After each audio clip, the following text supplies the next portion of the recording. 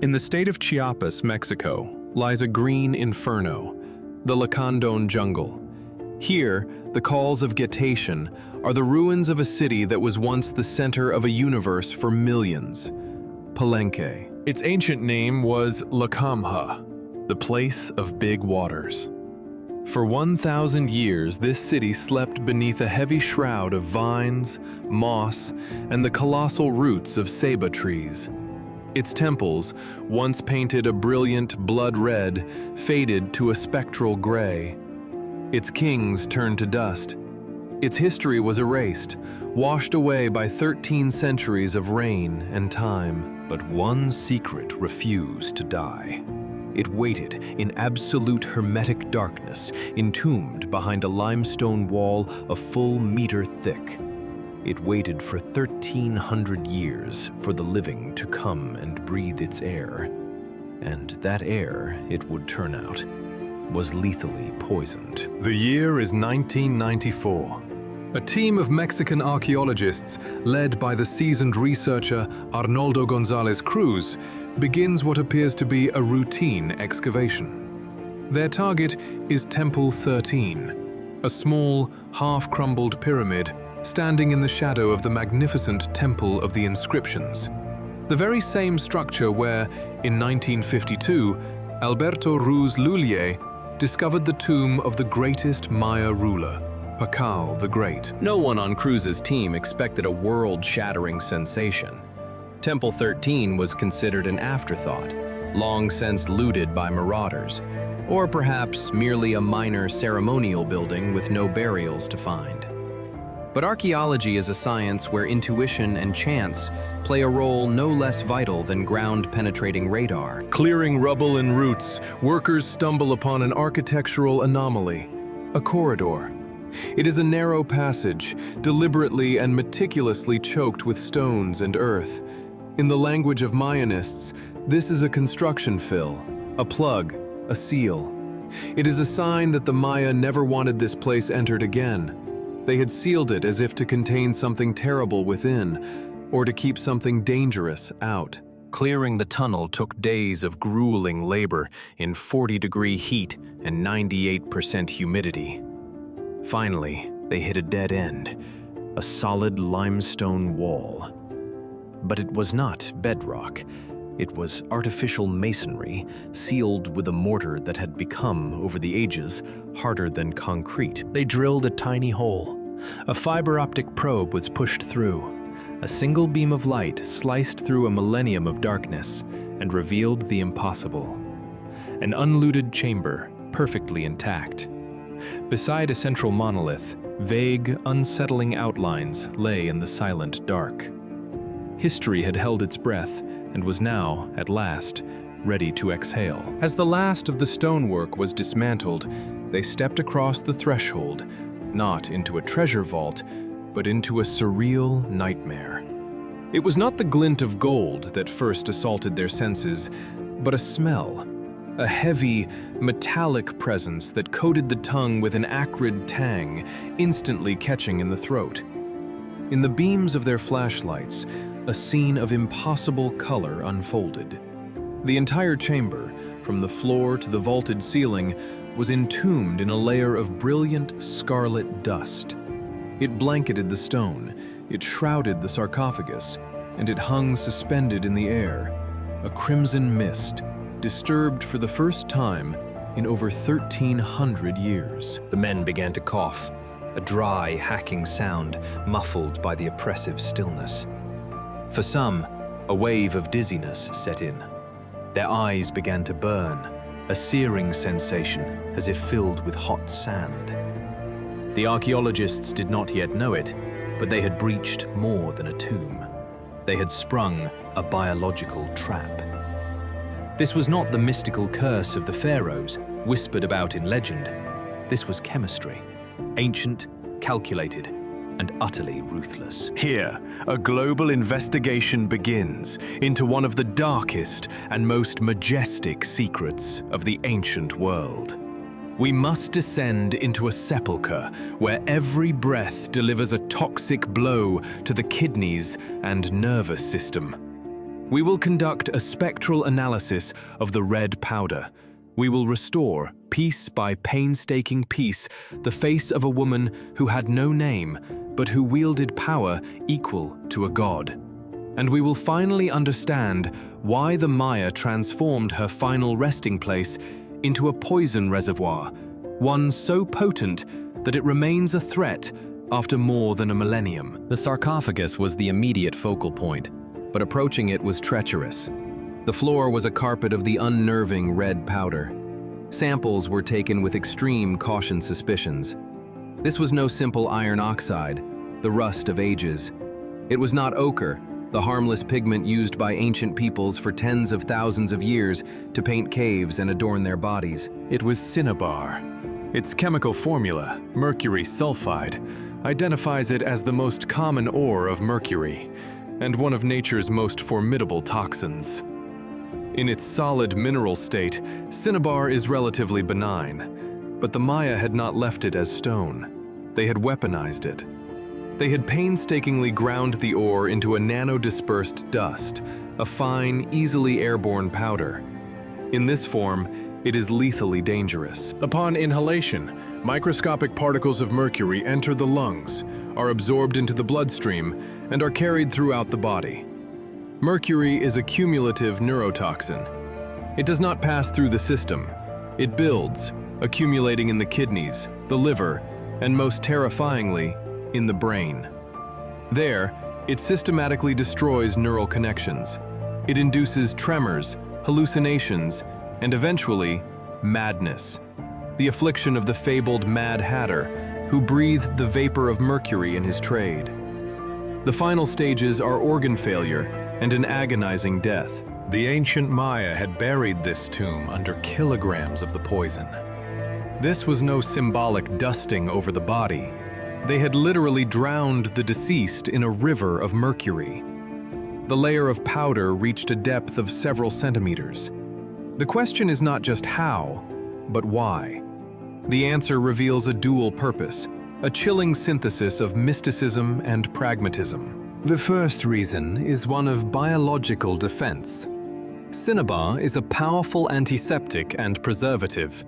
Mercury kills bacteria, fungi, and the insects that would consume the flesh. It halts putrefaction, arresting the natural process of decay. In their quest to defy the ravages of time, the Maya had turned to the very substance that could destroy the living to preserve the dead. They had created a sterile, toxic environment, a perfect stasis for eternity. But this practical application was merely the physical manifestation of a much deeper, more profound belief. A chilling testament to an empire that understood the deepest secrets of the earth and wielded them to guard its passage into the underworld. To conserve the flesh. This was the first, most primal impulse. The Maya desired this woman to endure for an eternity, and so they sealed her within a toxic, crimson cocoon, creating a sterile capsule against the ravages of time. But there was another, more sinister purpose: protection from the desecrators of tombs. The properties of mercury were no secret to the Maya. They mined its ore, Cinnabar, from deep within the earth, and they watched as their miners withered and died young. This, perhaps, was a deliberate defense, a curse that operates on a physical level. Any soul who dared to violate this sacred space, driven by a lust for jade, would inhale the Red Death. A cough of blood would as the perfect eternal security system. And yet, a third meaning lies deeper still, rooted in cosmology. For the Maya, red is the sacred color of the East, the direction of the rising sun. It is the color of birth, of blood, of life itself.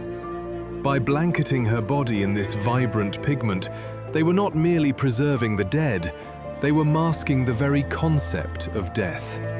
They were providing her soul with the essential fuel for its journey of rebirth. The operation to open the sarcophagus would become one of the most technically complex and psychologically fraught endeavors in the history of Mexican archaeology. The lid, a solid stone slab weighing more than 1 ton, was raised by hydraulic jacks. Millimeter by painstaking millimeter it ascended, the team terrified of damaging the contents within, but even more so of raising a lethal cloud of dust into the stagnant, unventilated air. The heat was unbearable. The archaeologists worked in masks, but a primal fear seeped through every filter, chilling the skin. When the slab finally shifted and the beam of a spotlight cut through the ancient darkness, the team beheld a sight that would be forever seared into the annals of discovery. Inside the stone box, there was no empty space. The entire volume was filled with a dense red powder. It was as if the sarcophagus had been filled to the brim with thick, congealed blood, and suspended within this crimson sea lay a skeleton. The bones themselves were saturated with the cinnabar, stained through and through. They were no longer white or yellow, but a brilliant, shocking scarlet, almost seeming to glow in the gloom. The mercury had fused with the calcium at a molecular level, an alchemical transformation that defied decay. Around the skull lay hundreds, perhaps thousands, of tiny pieces of green stone. Jade, malachite, jadeite, and obsidian. This was once a magnificent funerary mask, but time and gravity had destroyed glittering skin. The body was literally draped in treasure, the jewels layered one upon another. On the head, the remnants of an intricate headdress and a diadem of flat jade discs. Around the neck, heavy necklaces composed of hundreds of beads. Upon the chest rested complex pectorals, and on the wrists, wide, formidable bracelets. In each hand, the skeleton still clutched a small jade figurine and a large, perfectly spherical pearl. Even the ankles were adorned with bracelets of beads. The sheer wealth of the burial was staggering, rivaling, and in some aspects, even surpassing the tomb of the legendary Pakal the Great. The quantity of jade alone was breathtaking. To the Maya, this sacred green stone was valued far above gold. Gold was a mere metal, but jade was the breath of the earth, the color of maize, the very essence of life. This woman, whoever she was, had been wealthier than many kings. But who was she? The absence of inscriptions drove the scientists to the brink of madness. Normally, the sarcophagi and walls of Maya tombs are covered in glyphs, telling the story of the one interred within. Here, there was only a profound and unnerving silence. Her power was broadcast by every jewel, every grain of toxic powder, every carved piece of jade. Yet her name, her story, remained a ghost. She is a queen without a kingdom of words, a silent testament to a world where power could be absolute, yet identity as ephemeral as the dust that so perfectly preserved her. Within the jungle-shrouded city of Palenque, tombs of great lords are living biographies carved in stone. They declare, "Here lies the great ruler, son of so-and-so, born on the day 8 Ahau, who ascended to the throne in glory." But in this chamber, there is only a ringing, unnerving silence. The walls are smooth, the sarcophagus unblemished by a single glyph. This stark anonymity gave birth to a storm of theories. Was this a figure of disgrace, an outcast condemned to be forgotten? Or, conversely, was her status so self-evident, so sacred and absolute to her contemporaries, that to inscribe her name would have been an unthinkable sacrilege? One does not, after all, carve a signature upon the altar of a god. Modernity gave her a name, La Reina Roja, the Red Queen. It has become a brand, a convenient label masking a profound identity crisis. But a skeleton is also a text, a book of life and hardship, if one only knows how to read its language. Anthropologists and paleopathologists began the painstaking work of translation. Each bone, caked in the crimson dust of Cinnabar that gave the queen her name, was gently lifted, cleaned, and placed under the microscope. The first chapter was clear. The subject was a woman. Her pelvis was wide, with the unmistakable markings of a mother who had borne children. The second revelation was her age. between 50 and 60 years old. For a 7th century Maya, where life expectancy hovered between 35 and 40, this was a deeply venerable old age. She had weathered the passage of more years than most could ever hope to see, outliving the vast majority of her generation. Her height was approximately 154 centimeters, unremarkable for a Maya woman of the era, yet tall for the elite. But it was the skull that spoke of her power. It was dramatically, almost alienly elongated. Her forehead sloped back at a severe angle, the result of a sacred and exclusive tradition. Among the highest Maya nobility, the heads of infants were gently but firmly bound between two wooden boards. The goal was to achieve a divine, tapered profile, one that mirrored the sacred ear of maize, the plant from which humanity itself was formed. This was the undeniable signature of supreme royal blood, a practice forbidden to commoners under penalty of death. Yet the bones also told a story of immense suffering. They were riddled with severe osteoporosis, a fragility born of age and multiple pregnancies. The delicate structures within her skull revealed a chronic, advanced case of sinusitis, a deep, persistent inflammation that would have plagued her with relentless headaches for years. An abscess at the root of a tooth screamed of excruciating, throbbing dental pain. A queen's life in the tropical palace was no paradise. She lived through a V. Her diet, however, was one of unbroken privilege. Analysis showed she consumed vast quantities of animal protein, venison, peccary, alongside the staple of maize. There were no signs of the malnutrition that often scarred the bones of children in leaner times. She was born to luxury. But the most stunning detective work came from the strontium isotopes locked within her tooth enamel. We are a living record of the lands that raise us. The unique isotopic signature of the water we drink and the food we eat becomes permanently embedded in our teeth as they form in childhood. The analysis would yield a stunning revelation, rewriting everything that was assumed. The Red Queen was not from Palenque. She was born and raised in a different region, a place with different soil, different water, a different geological fingerprint. She had arrived in the city as a teenager or a young woman. This single fact narrowed the circle of possibilities to a near certainty, a dynastic marriage. She was a foreign princess sent to Palenque to seal a critical political alliance, to become a queen, and to birth the next generation of rulers. Science had given her a biography more detailed than any stone carving. It told of her royal birth, her journey to a new home, the children she bore, the power she wielded, and the silent agony she endured. Yet her name, the one her mother called her by, remains lost to the wind and the jungle. The silence of her tomb is no longer one of erasure, but of a complex human story.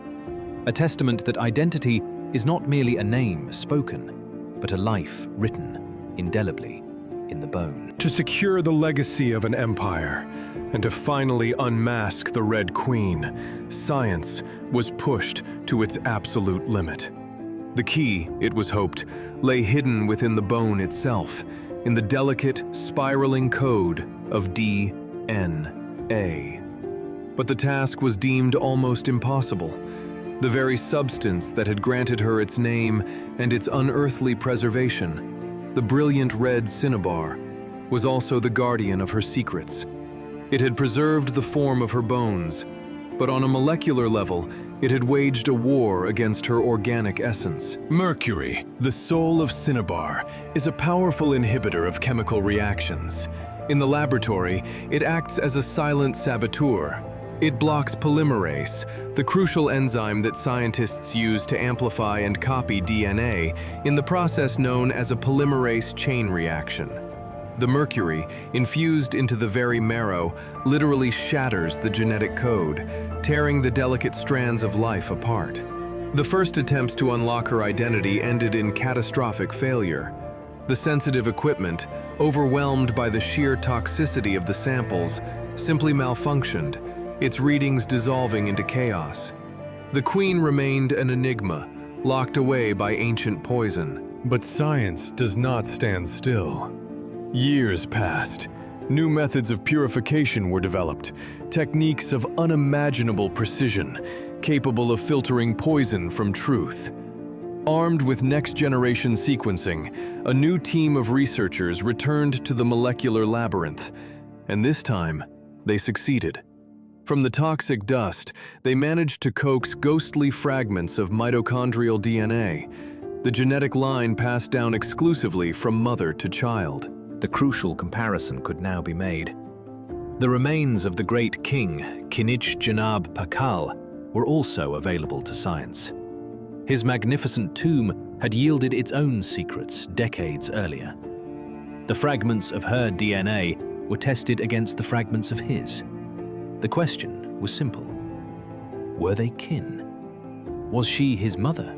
Or perhaps a sister, part of an incestuous union designed to preserve the purity of the royal bloodline, a known practice among the Maya elite.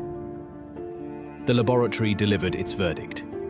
The answer was a resounding negative. They shared no direct maternal bloodline. The Red Queen was not Pakal's sister, nor was she his mother. With the genetic link severed, the most popular theories collapsed. Only one logical, almost poetic possibility remained. She was his wife. And here, the stones begin to speak. In the silent histories of Palenque, carved into the great stelae and limestone panels of the temples, the chronicles mention a wife of Pakal the Great. Her name was Ixtsakbu Ajah, a name that translates to Lady White Serpent Sequence, or perhaps Lady Creator of Lords. The glyphs tell us she was a princess, a noblewoman from a Kur. This historical account aligns perfectly with the scientific data from isotopic analysis of her teeth, which proved she was not native to Palenque, but had come from the lowlands. The chronicles provide a date. She arrived in the city in the year 626, a bride for the young and ambitious King Pakal, who desperately needed to strengthen his claim to the throne and secure his dynasty. It was she who bore him his heirs, two future kings who would continue his legacy. Kinich Khan Balam II, the great builder of the Temple of the Cross, and Kinich Khan Joy Chitam II. Her womb ensured the continuation of the most powerful dynasty in the history of the classic Maya period. She was not merely a consort, she was the matriarch of a golden age. The timelines match with breathtaking precision. The inscriptions state that Ixtsakbu Ajah died on the 16th of November in the year 672. Her husband, Pakal, would outlive her by more than a decade, passing away in 683. This explains the final piece of the architectural puzzle, the location of her tomb. She is buried at his side, shoulder to shoulder for eternity, but in a slightly more modest pyramid. Hers was constructed first, as part of a grand funerary complex that was still being built at the time of her death. Pakal, who mourned her for 10 long years, ensured that even in death, she would remain beside him. It was an act of eternal devotion, a refusal to be parted from the woman who had helped build his empire. Yet, there is a chilling postscript to this story of love and legacy.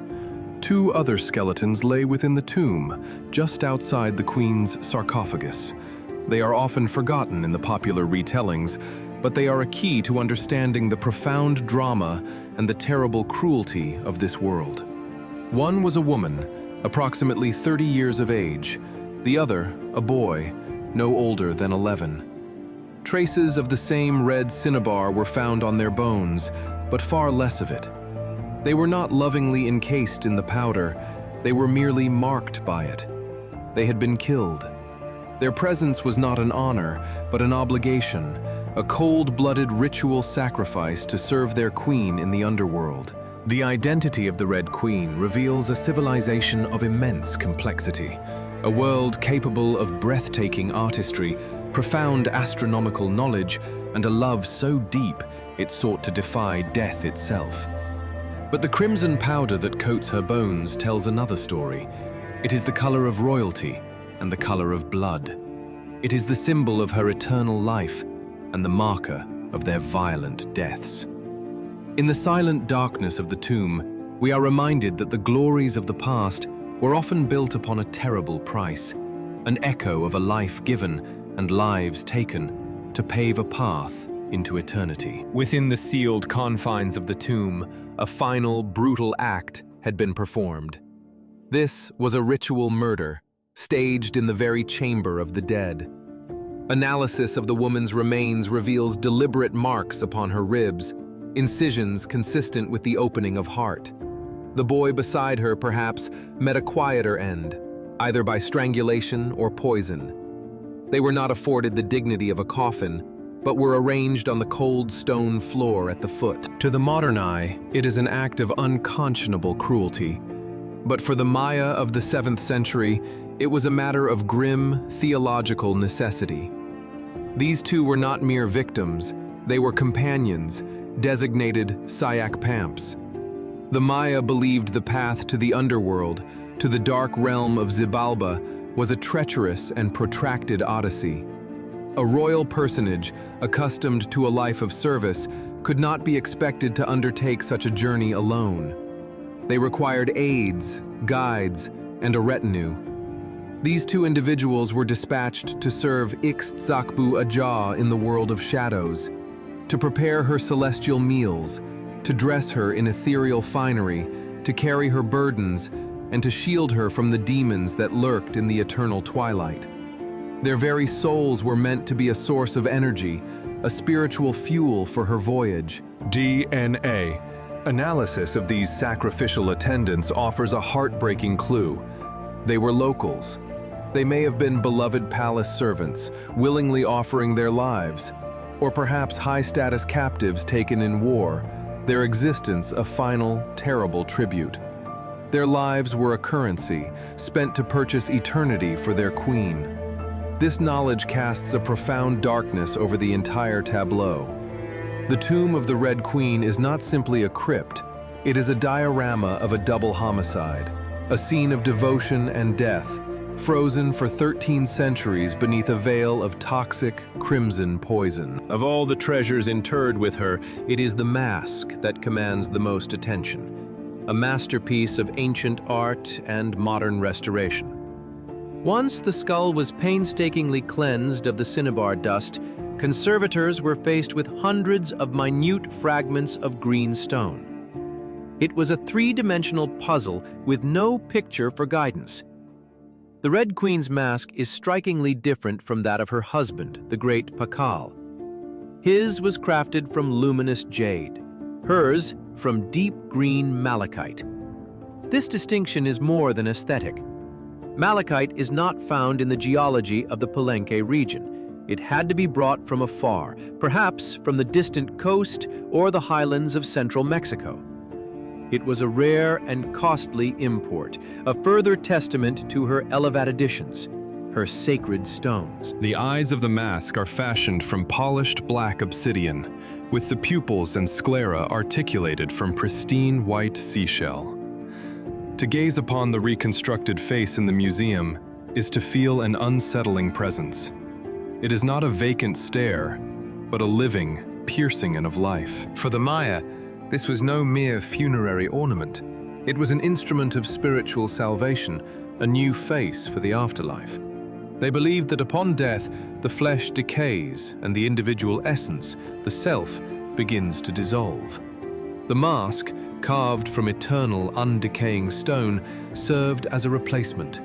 It bestowed upon the deceased a new, indestructible personality with which they could appear before the gods, an eternal anchor against the chaos of oblivion. In placing the mask upon their dead queen, the priests were performing an act of deification. They were fixing her identity, her beauty, in perpetuity. Yet one final enigma remains, a detail that troubles researchers and is seldom discussed. Inside the sarcophagus, resting beside the queen's left hand, lay a small, exquisitely carved limestone figurine. It depicts a god. This silent witness, clutched in the hand of the queen for over 1,000 years, poses a question we may never answer. The tomb, therefore, is not a final resting place, but a gateway.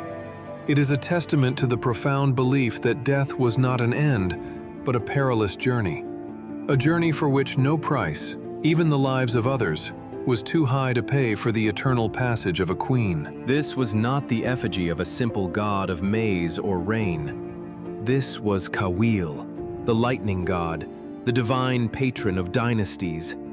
He is the one who bestows the right to rule, his very form a testament to power, with one leg that transforms into a writhing serpent. And this idol, this conduit of royal authority, had been deliberately broken.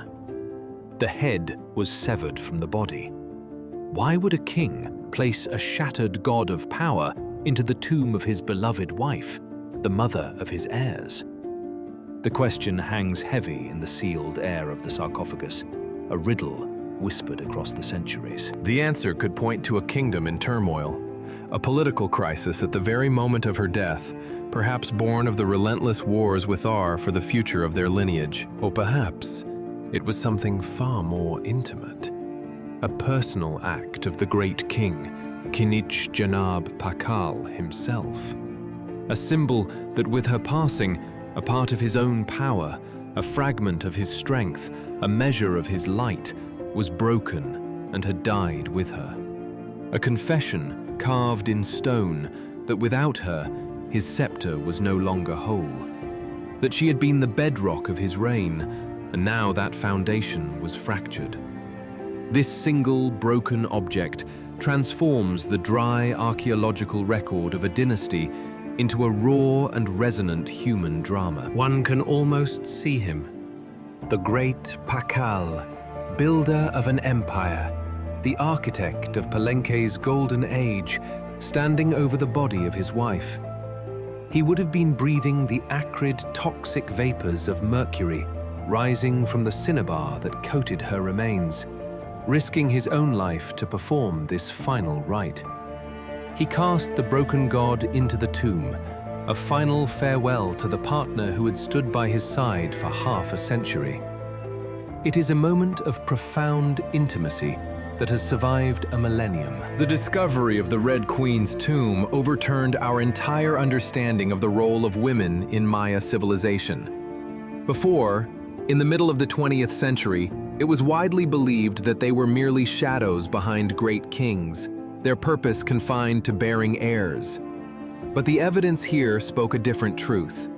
The sheer scale of her sarcophagus, a vessel of stone befitting a ruler, the king's ransom in jade, shell, and obsidian jewels that adorned her, the dedication of a separate temple for her, a sacred pyramid at the city's very heart, And above all, the Cinnabar. The vast quantity of this precious blood-red mineral, a substance so rare it had to be transported over hundreds of kilometers from volcanic highlands. This was not the burial of a simple consort.